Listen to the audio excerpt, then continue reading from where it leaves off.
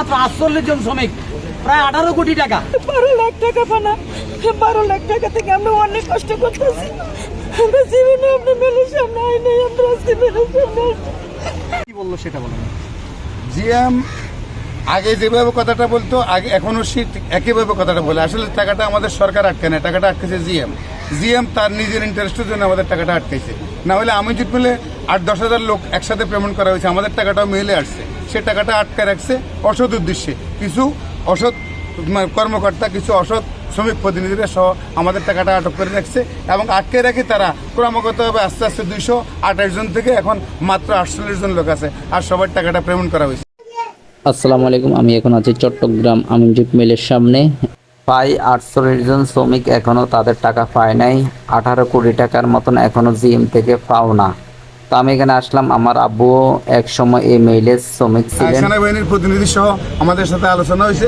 আমাদের থেকে 3 জন, ম্যানেজমেন্ট থেকে 3 জন, মোট 6 জন একটা টিম করি। আগামী 4 কর্মদিবসের মধ্যে একটা প্রতিবেদন দেবে। এরপরে সেনাবাহিনীর প্রতিনিধি সহ আসি, একটা চূড়ান্ত ডিসিশন হবে।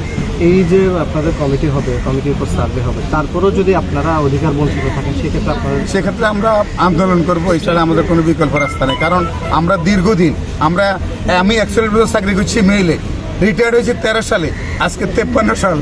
আজকে যদি আমার বাল বাচ্চা না খাই মারা যায়, আজকে যদি চিকিৎসার অভাবে আমাদের লোকেরা মারা যায়, তাহলে আমরা কি করব? আমরা কি দেশের মানুষ না? নতুন সরকার এসছে, নতুন সরকার সব দিকে ভালোভাবে সবকিছু নজর দিচ্ছে। নতুন সরকারের কাছে দাবি, নতুন সরকারের দাবি আমরা ইনসাফটা চাই। আমরা নতুন সরকারকে স্বাগত জানাই, নতুন সরকারকে আমরা ধন্যবাদ জানাই। একটা আগুনের থেকে একটা দুর্নীতি মুক্ত সমাজ গড়ার জন্য ছাত্ররা যেভাবে আন্দোলন করছে, রক্ত দিছে, এবং যারা সরকার গঠন করতে পারছে, যারা বর্তমান সরকারে আছে, সেই কারণে ওনারা সব জায়গায় ইনসাফ করবে। আমরা সেই ইনসাফের অংশীদারিত্ব চাই। আমাদের ইনসাফে আমাদের পাওনাটা পাইতে চাই। শ্রমিকের সংগ্রাম চলছে চলবে, বদলিওয়ালার সংগ্রাম চলছে চলবে, বদলি সংগ্রামের সংগ্রাম চলছে চলবে, তাই সংগ্রামের সংগ্রাম চলছে চলবে। টাকা পাই